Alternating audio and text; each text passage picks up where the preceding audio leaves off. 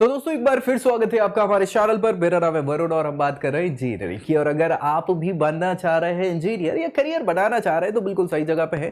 और हम यहाँ इस वीडियो पे डिस्कस करने वाले हैं फ्यूचरिस्टिक ब्रांचेस की, जो कि फ्यूचर में अपने आप में ताबड़तोड़ होने वाली है। इनकी डिमांड बहुत बढ़ने वाली है। सो अगर इंजीनियरिंग करने का आप सोच रहे हैं तो क्या इन ब्रांचेस को आप प्रेफर कर सकते हैं। अगर चाह रहे हैं इनकी जानकारी तो ये बिल्कुल आपके लिए वीडियो है। दोस्तों में भी शेयर करना है ताकि उनका भला हो जाए। भाई दोस्त होते किस लिए हैं, और चैनल तो सब्सक्राइब कर ही लेना है। क्यों? क्योंकि यही सारी जानकारी कॉलेजेस की, कोर्सेज की या करियर से जुड़ी आपको मिलने वाली है। तो चलिए स्टार्ट करेंगे हम। वो ब्रांच आप पीछे नाम तो देख ही पा रहे होंगे जिसकी हम बात कर रहे हैं, जो फ्यूचरिस्टिक है, यानी कि फ्यूचर में नाम बहुत ज़्यादा इनका होने वाला है या लोग इससे अच्छा खासा पैसा कमाने वाले हैं। और हम क्यों पढ़ाई कर रहे हैं? हम इसीलिए कर रहे हैं कि अगले 4 सालों बाद जब इंजीनियर बन जाए तो पैसा खूब कमा लें भैया, ताकि हमारा और घर वालों का और कॉलेज का सबका नाम हम रोशन तो एटलीस्ट कर ही पाए।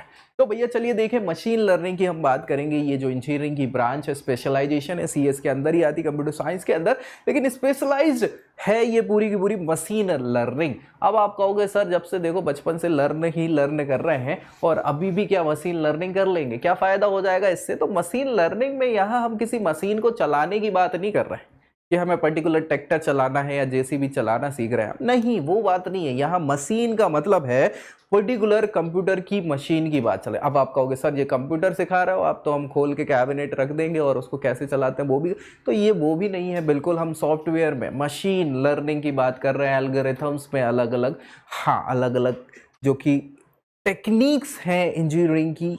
सिविल इंजीनियरिंग में बात नहीं कर रहे हैं, यहाँ हम कंप्यूटर की बात कर रहे हैं, जिसमें अलग अलग फील्ड में, अलग अलग वेब्स में, अलग अलग साइबर या इंटरनेट के माध्यम से अलग अलग प्रोजेक्ट्स में इनकी लर्निंग पे बात करें। अब कहोगे सर ये क्या कहना चाह रहे हो, कुछ समझ नहीं आ रहा। तो भैया डेटा और डेटा पे वर्क करते हुए जब ऑटोमेशन होता है, यानी खुद को इंटेलिजेंट बनाने की प्रक्रिया में ये काम आती है। अब कैसे आती है? तो सर आप कहोगे प्रोग्रामिंग करके। नहीं, इसमें प्रोग्रामिंग पे वर्क नहीं, इसमें एल्गोरिथम पे वर्क्स होता है। और प्रीवियस जो भी एल्गोरिथम है, प्रीवियस एक्सपीरियंस है, उससे सीखा जाता है और प्रेडिक्शन लगाए जाते हैं। अब आप कहोगे जी क्या कह रहे हो? हाँ भैया, जो आपने वो कोई मिल गया मूवी में नहीं देखा होगा कि माँ मेरी शक्तियों का गलत इस्तेमाल किया जा रहा है। हाँ, तो वही चीज़ है। ये शक्तियों का गलत इस्तेमाल ऐसे ही होगा मशीन लर्निंग के थ्रू। ये अपने आप को बहुत इंटेलिजेंट सिस्टम बनाते चले जाएंगे और प्रेडिक्शन भी करेंगे, फ्यूचरिस्टिक प्रेडिक्शन, कि यार फ्यूचर में क्या होने वाला है, कैसे हो सकता है।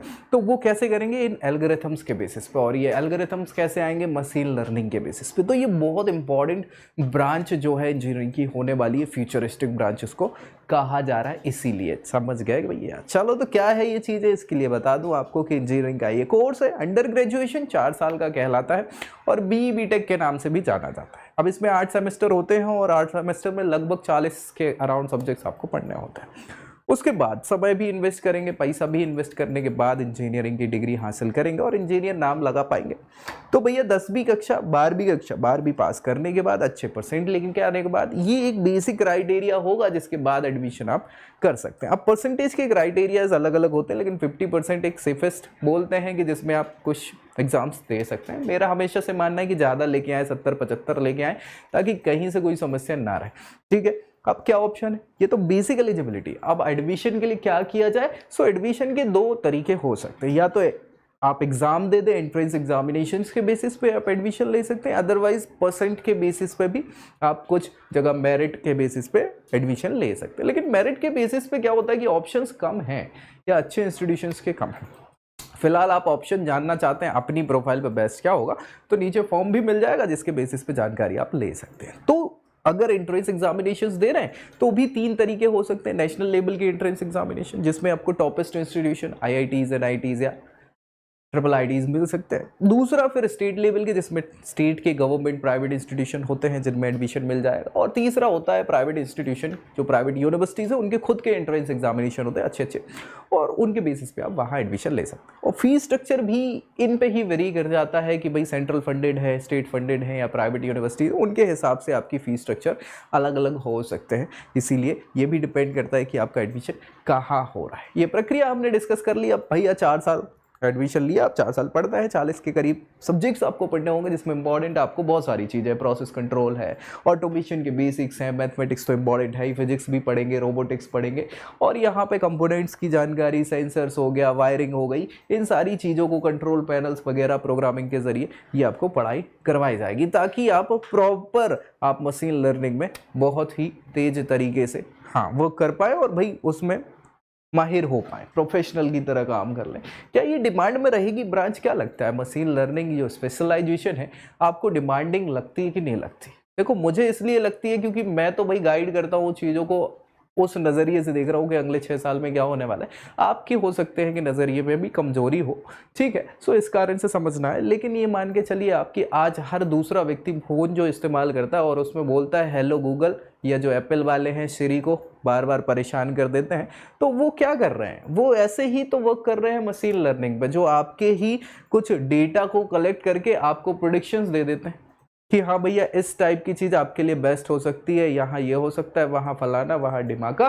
तो ये मशीन लर्निंग ही है, और आगे चल के तो ये और छा जाने वाली है, क्योंकि अभी कॉम्पिटिटर्स भी तो आएंगे मार्केट में, और इसके लिए आपको क्या करना होगा, पहले ही तैयारी करके 4 साल बाद एक अच्छे करियर को आप बना सकते हैं मशीन लर्निंग के बेसिस पे। तो ये एक अच्छा ऑप्शन हो सकता है, डिमांडिंग हो सकता है, और ये सिलेबस या फिर बोले तो स्पेशलाइजेशन भी एक अच्छी स्पेशलाइजेशन कहलाई जा सकती है, क्योंकि इसमें ऑप्शंस आपके पास ज़्यादा हो जाएंगे। ठीक है भाई, तो ये कोर्स भी अच्छा है। कॉलेजेस की बात करें, मैं बता ही चुका हूँ कि ये डिपेंड करता है आपकी प्रोफाइल पे, और प्रोफाइल टू प्रोफाइल वेरी करते हैं। तो आपकी प्रोफाइल पे बेस्ट क्या है ये जानना अगर चाह रहे हैं तो फॉर्म फिलअप करना बिल्कुल मत भूलिए, उसके बेसिस पे जानकारी आपको दे दी जाएगी। चलिए, इसी के साथ यहाँ जॉब प्रोस्पेक्ट्स की बात करें, मतलब प्रोफाइल, 4 साल इन्वेस्ट करने के बाद पैसा और टाइम हम किस किस पोजीशन पर वर्क कर सकते हैं, क्या क्या ऑप्शंस हैं हमारे पास 4 साल बाद।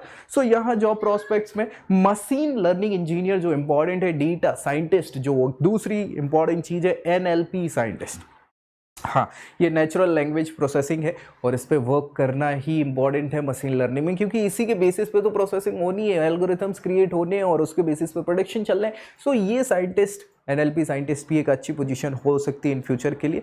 बाकी भैया रिक्रूटर्स की बात कर लें तो रिक्रूटर्स तो इस फील्ड के, IT सॉफ्टवेयर फील्ड के जितनी बड़ी बड़ी मछलियां हैं वो सब आपको पकड़ने की कोशिश करेंगी। क्यों? क्योंकि आप ही तो उनका फ्यूचर है। जी हाँ, और उनसे आपका फ्यूचर है, एक दूसरे से तारतम्य है, और ये कॉलेज टू कॉलेज डिपेंड करता है कि कितने बड़े पैकेजेस पे लेके जाएंगे आपको। 3 LPS है, मतलब बिल्कुल बिल्कुल बेसिक स्ट्रक्चर, 3 लाख रुपए का आपको एक पैकेज मिल सकता है, उससे स्टार्ट करते हाईएस्ट आप डिपेंड करता है कहाँ जा रहा है। IITs में 2 करोड़ तक के पैकेजेस हो सकते हैं, और छोटे लेवल पे छोटे बड़े भी हो सकते हैं, लेकिन हाँ, अच्छे ऑप्शंस आपको मिल जाएंगे। ऑन एन एवरेज 10-12 लाख के पैकेज पे आप जरूर जा सकते हैं। तो भैया क्या किया जाए, कहाँ कहाँ यूज़ है इसका? तो इन फ्यूचर आपको हर सेक्टर में मशीन लर्निंग के उपयोग मिलने वाले हैं, क्योंकि इनसे डेटा कलेक्शन के साथ साथ प्रेडिक्शंस लगाए जाएंगे। ठीक है, so financial services, government, health care, retail, oil gas, transportation, हर जगह इसका फायदा आपको मिलेगा। अच्छाई बुराई की बात करें तो अच्छाई बुराई तो हर जगह होती है, एक सिक्के के 2 पहलू हैं। अच्छा देखो तो अच्छा दिखेगा, बुरा देखो तो बुरा दिखेगा। अच्छाई में फिलहाल बात करें तो सबसे अच्छी चीज़ है पैसा। क्यों पैसा अच्छा है? क्योंकि हमें फ्यूचर में अपना करियर बनाना है, तो पैसा अच्छा मिलेगा। दूसरी चीज़, डिमांड में रहेंगे, जो भी अच्छी चीज़ है डिमांड में रहने से ही ज़्यादा पैसा बढ़ता है। एक्सपीरियंस के साथ साथ आपके पैकेजेस बढ़ते चले जाएंगे। एडवांस एबिलिटी है सीखने का, आपको कम नहीं करना है। जहाँ सीखना बंद किया वहाँ आप खत्म हो जाओगे, इसलिए सीखने की भी चाह यहाँ पे बढ़ती रहती है। स्किल सेट बढ़ाने के आपको फायदे हैं। और यहाँ अगर कुछ कमियां देखी जाए तो कमियां तो भैया जितनी देख लो वही है, कुछ ना कुछ कमी हर जगह मिलती रहेगी। जॉब में प्रेशर रहेगा, चैलेंजिंग जॉब रहेगी, और अगर इनमें मज़ा आता है तो ये सब चीज़ आपकी प्रॉफिटेबल हो सकती है। और मुझे लगता है सारी चीज़ें मशीन लर्निंग स्पेशलाइजेशन से रिलेटेड हमने डिस्कस कर ली। यहाँ अच्छाई बुराई से लेके क्या क्या ऑप्शन है, क्या क्या करियर के आपको पढ़ना पड़ेगा, सारी चीज़ें हमने डिस्कस करी, और मुझे लगता है पूरी जानकारी आपके लिए ये, अगर आप स्पेशलाइजेशन करना चाह रहे थे तो आपको पर्याप्त मिल गई होगी, कन्फ्यूजन्स दूर हो गए होंगे। बाकी ऐसी जानकारी के साथ अगली वीडियो में मिलेंगे, तब तक के लिए जय Hind. I hope you like this video. For more such videos, keep watching our channel and do not forget to like